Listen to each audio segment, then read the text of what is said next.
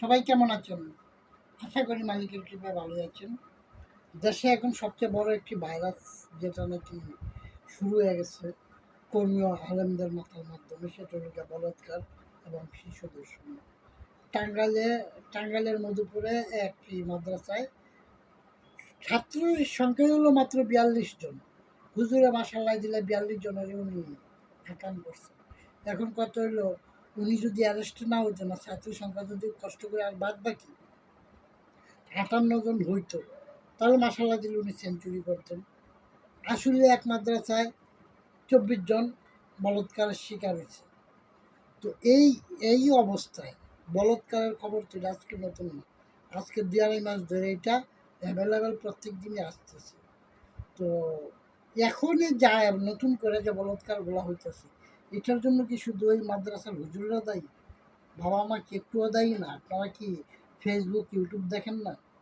যে এত বলৎকারের খবর শোনার পরেও আপনারা যদি নিশ্চিন্তে আপনাদের সন্তানকে মাদ্রাসায় দিয়ে ঘুমান, তার এই যে এমনি যে বলৎকার হইতেছে, এই দায় কার?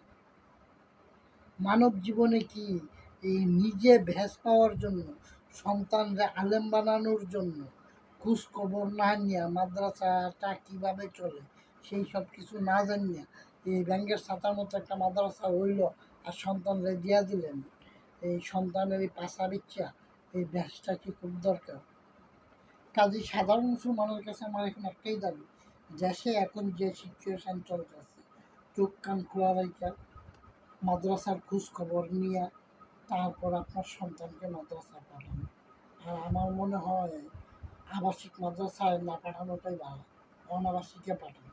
কারণ স্বাভাবিকভাবে একটা ছেলে যদি দেখা গেছে মাস্টার্স কমপ্লিট করে কম বেশি কোরআন জানে, কারণ ক্লাস 6 থেকেই হিন্দু হলে হিন্দু ধর্মের বই পড়ে, মুসলমান হলে মুসলমান ইসলাম ধর্মের বই পড়ে, এমনি বই পড়তে পড়তে তারপরে ইন্টার এসএসসির পরে দেখা গেছে ইসলামী ইতিহাস বা ইসলামী শিক্ষা নিয়ে কিন্তু সে স্টাডি করতে পারে।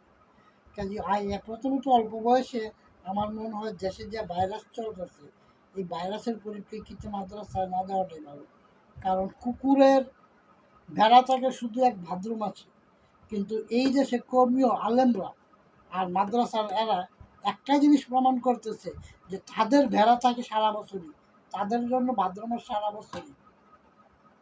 কিন্তু এই যে মসজিদের ইমাম সাহেব বলৎকার করে ধরা পড়তেছে, মাদ্রাসার হুজুরে ধরা পড়তেছে, গভীরভাবে চিন্তা করে দেখেন তো, এটার জন্য কি শুধু খালি এরা দায়ী? ইসলামিক সমাজ ব্যবস্থা কি দায়ী না? একজন ইমাম সাহেব মাসে একদিন আপনার বাড়িতে খাওয়াইবেন তাজা মজা গরুর গোস্ত দিয়া, মুরগি পোলাও খাওয়াইবেন, তো খাইয়া যে বেটার শরীরে যে একটা জৈবিক চাহিদা দেবে, বেটার বউ তো লাগে নেই। হুজুরে হারা এই যে দিল্লা 24 ঘন্টায় মাদ্রাসায় বইরা থাকে আর খায় তো ভালো ভালো, তো তার ভালা খাইলে তো দেহের জৈবিক চাহিদা উৎপত্তি হবে। আর এর পরিপ্রেক্ষিতে এই ঘটনাগুলো ঘটতেছে। কাজে আমার একটা আবেদন থাকবে, মসজিদ কমিটির ওরা ইমাম সাহেব নিয়োগের ক্ষেত্রে একটা জিনিস মাথায় রাখবেন, ইমাম মানে হলো নেতা। কাজে যে নেতার পিছনে নামাজ পড়বেন তার ক্যারেক্টারটা অন্তত ভালো করে যাচাই করেন, উনি অতীতে কোনো আকাম কুকাম করে আইছেন কি না। মাদ্রাসায় সন্তান দেওয়ার ক্ষেত্রে একটা জিনিস মাথায় রাখেন, ওই মাদ্রাসার হুজুরের মূল ইনকাম কি, ওনার অতীত ব্যাড রেকর্ড আছে কিনা, এই সব কিছু চোখ কান খোলা রেখে চলেন। কারণ এখন মূলত ইসলাম কায়েম করতে গিয়া ইসলাম ধ্বংস হইতেছে। আর বেহেস্তের আশায় কেন জানি মনে হয় লুৎ পয়গাম্বরের প্রেতাত্মারা বর্তমানে দুজকের রাস্তা খুঁজা দিতেছে। এই যে অসহায় এত শিশু বলৎকার হইতেছে, আমরা কি এই জাতি হিসাবে এই দায়গুলো এড়াইতে পারি? আর সরকার যদি কঠিন বিচার করতে বলৎকারীরা, তাহলে দেখা গেছে এত বলৎকার হইতো না। আমরা একটা লোকের দেখা গেছে দাড়ি টুপি জুব্বা দেখলে পরে এই লোকটারে ইমাম সাহেব মনে করে দেখা গেছে সম্মান শুরু করে দেয়। কিন্তু পোশাক এটা তো যে কেউ পড়তে পারে। সবাই দোষারোপ করতো মাজারওয়ালারা, কারণ মাজারওয়ালারা দেখা গেছে তারা গাঞ্জা খায়।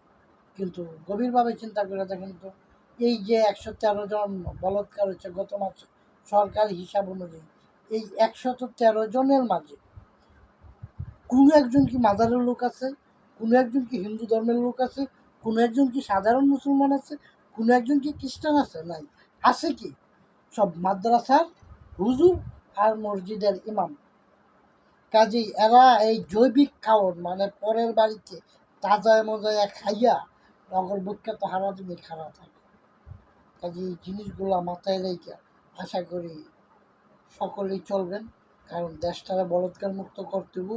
এই কমিও কমজাতগুলা যে পাকিস্তানি বীজগুলা যারা ইসলামী লেবাস উল্লা পোল্লা ফতুয়া দিয়া দেশটারে ধ্বংসের দিকে নিচ্ছে, তাদের হাত থেকে দেশটারে বাঁচাইতে হবে, ধর্মগুলোকে রক্ষা করতে হবে। এই দেশ ছিল একটা সাম্প্রদায়িক সম্প্রীতি। দেখেন কোনো একটা মাজারে যাবেন, হিন্দু মুসলমান একখানে, হিন্দুর আরও কোনো একটা তীর্থস্থানে যাবেন, হিন্দু মুসলমান একখানে। কিন্তু দেখা গেছে এই বলৎকারী গোষ্ঠীর এই পূজার ভিতরে গিয়া মন্ত্র পড়ে, আবার মূর্তিও ভাঙে।